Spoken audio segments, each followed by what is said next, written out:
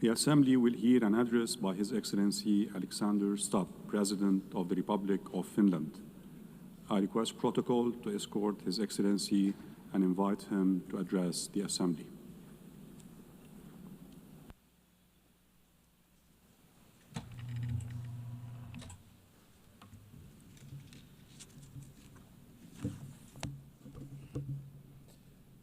Mr. President, Excellencies, ladies and gentlemen, in its simplest form, foreign policy is really about three things: about values, interests, and power. I come from a relatively small country, Finland, and our toolkit is mainly about two of those three things. It's about values and interests. Power, hard or soft, is usually the luxury of bigger players. The power of smaller country arises from its capacity to cooperate with others. Smart diplomacy gives smaller player at least relative influence. The UN is, of course, case in point.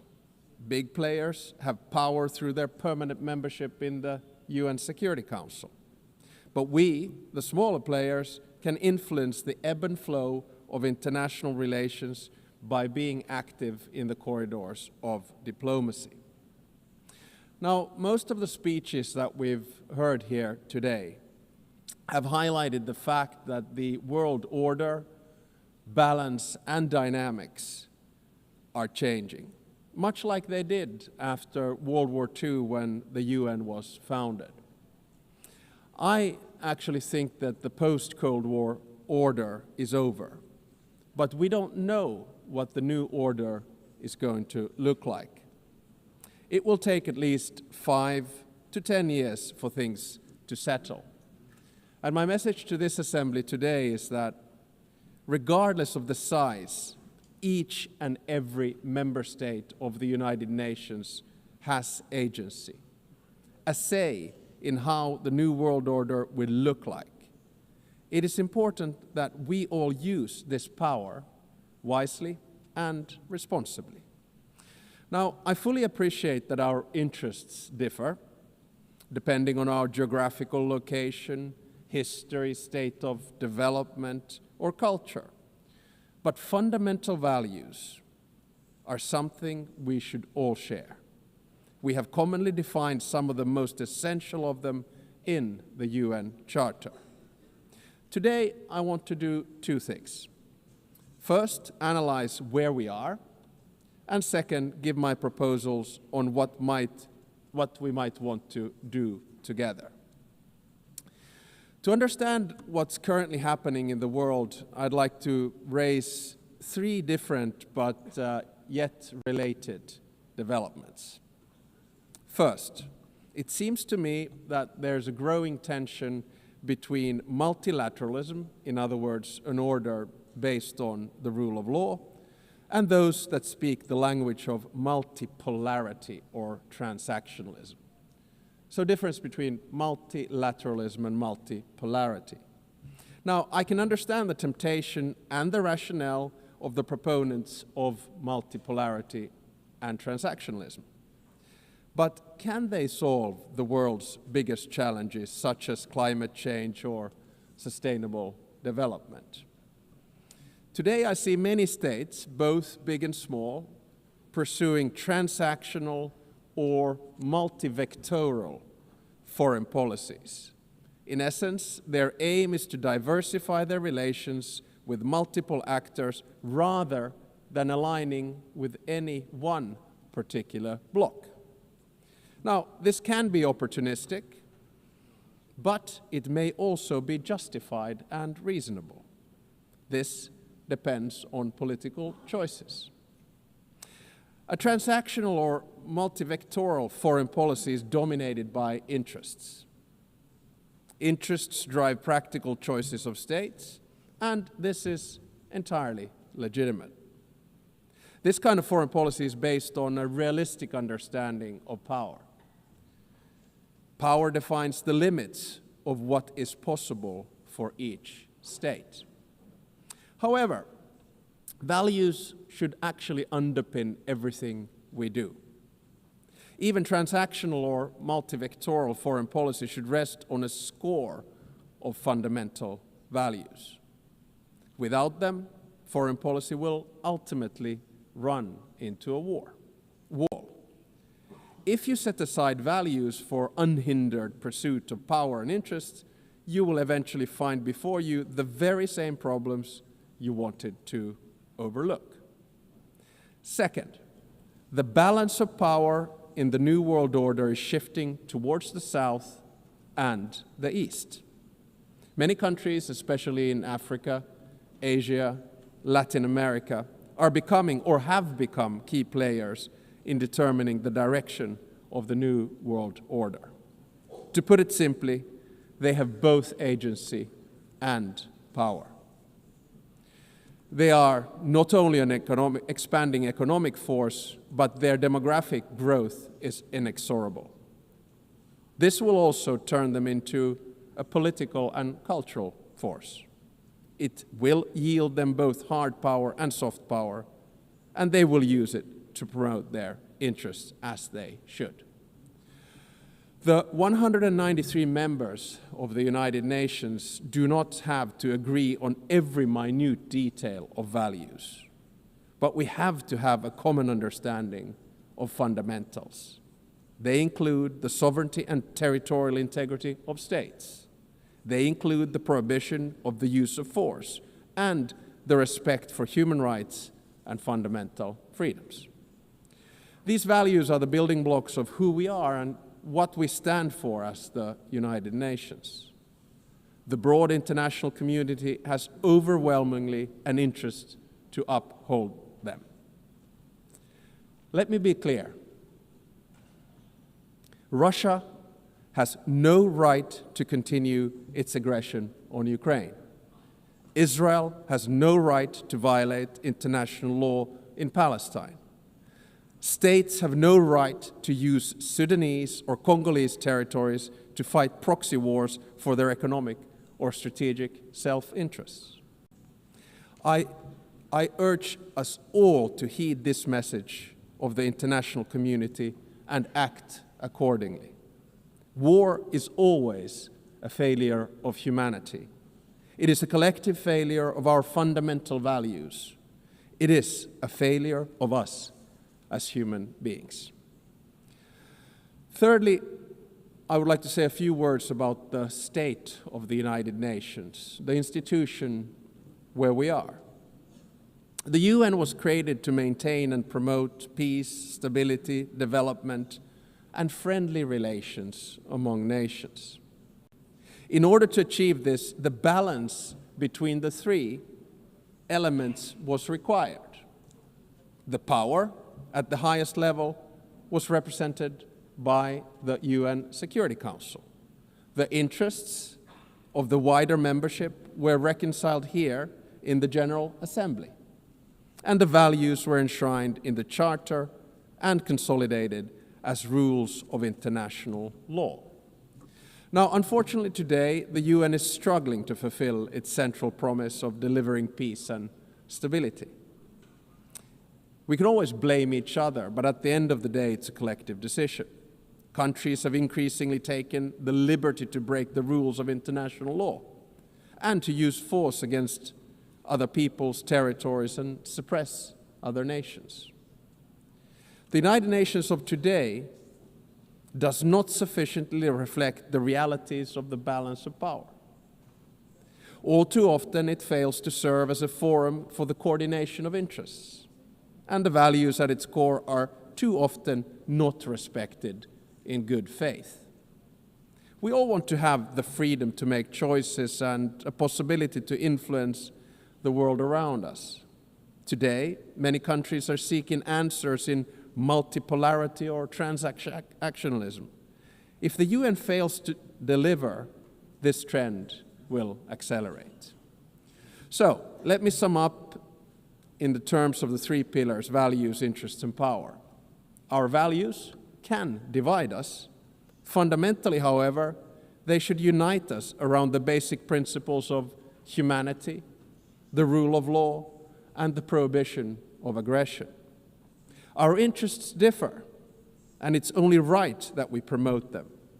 However, our choices have consequences. Opportunism will eventually be forced to confront the problems it tried to ignore. Power will constantly seek a new balance. We must adapt to change. Nevertheless, we should not allow the rise of hard power to blind us.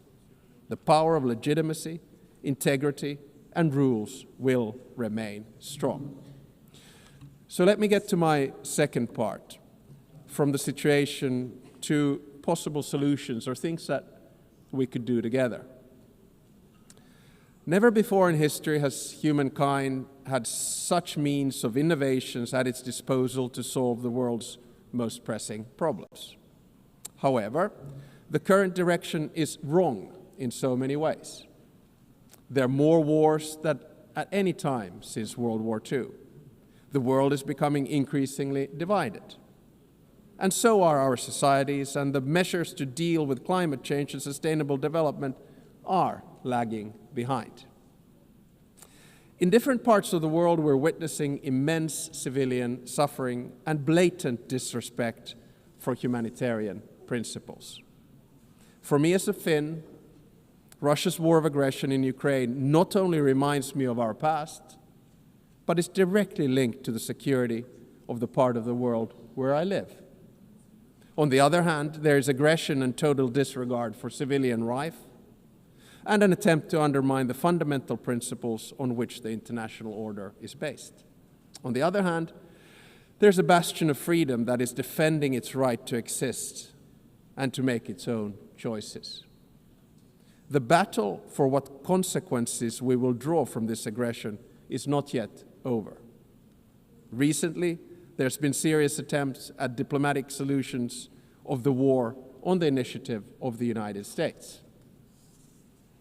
There are no perfect solutions to wars. At the same time, we know that any decision made in these matters will have far-reaching consequences in Ukraine and beyond. There can hardly be a stronger unifying interest among the UN's broad membership than our opposition to the wars of conquest. Aggression must not be rewarded. Accountability for the most serious international crimes must be pursued.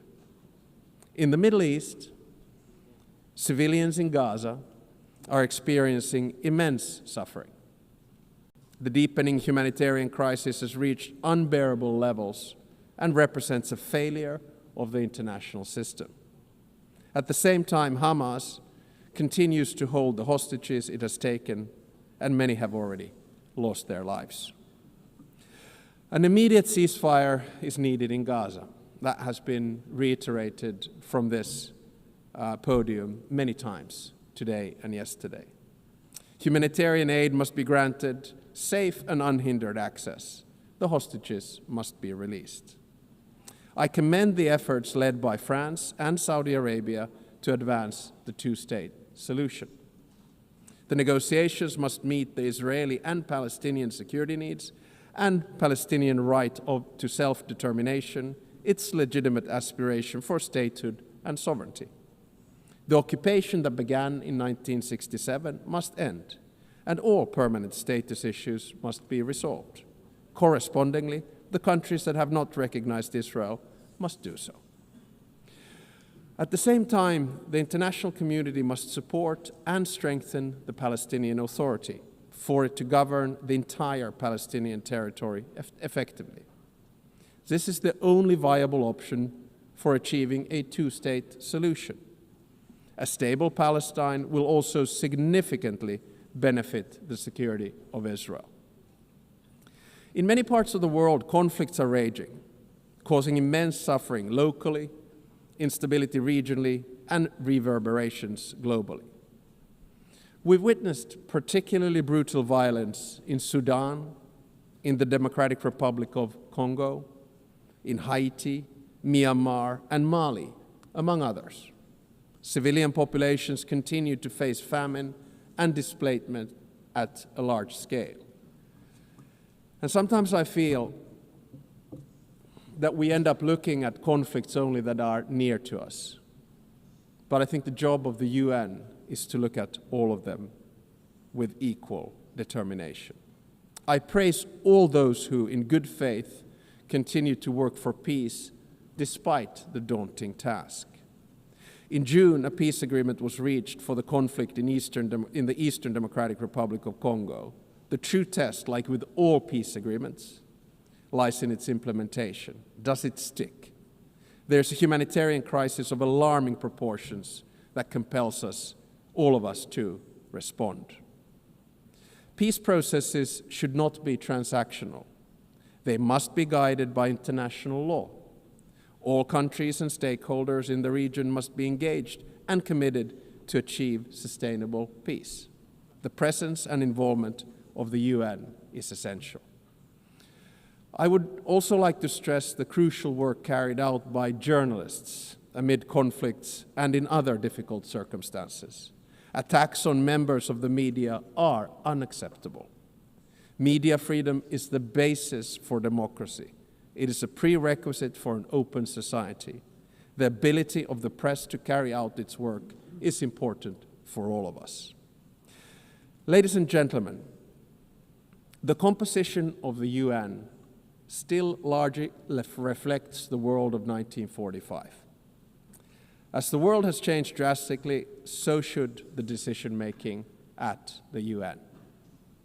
Last year, in this very hall, I argued for a reformed Security Council, a council where currently underrepresented regions would have a stronger voice through permanent seats at the table.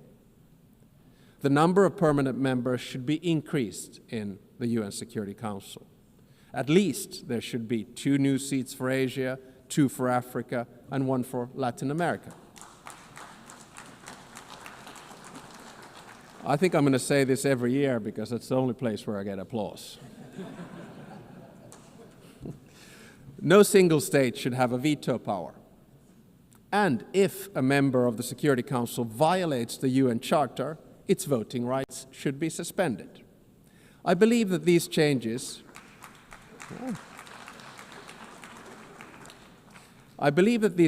at the top of the UN are necessary in order to maintain the UN's central role in international relations.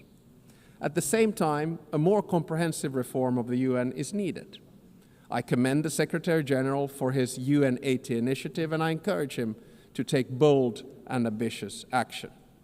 So Finland strongly supports the UN and wants it to succeed.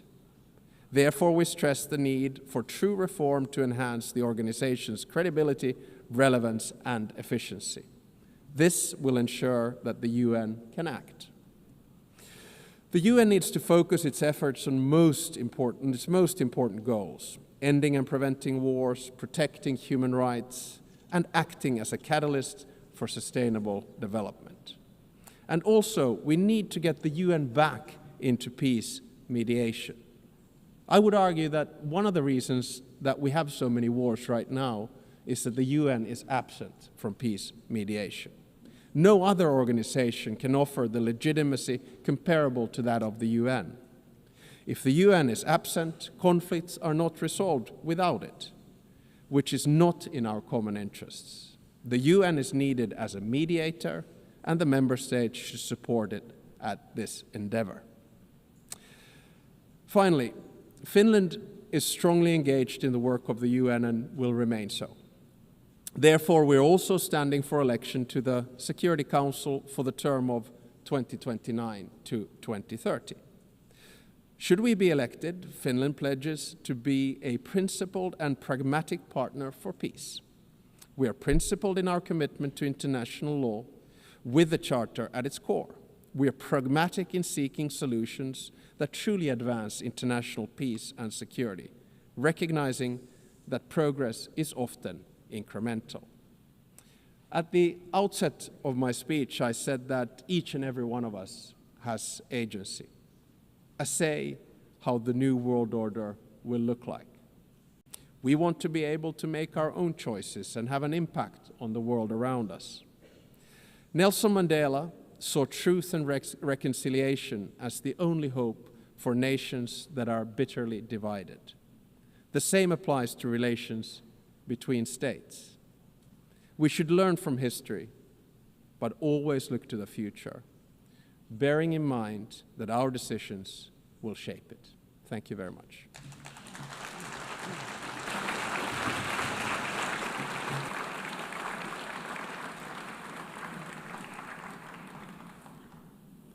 On behalf of the Assembly, I wish to thank the President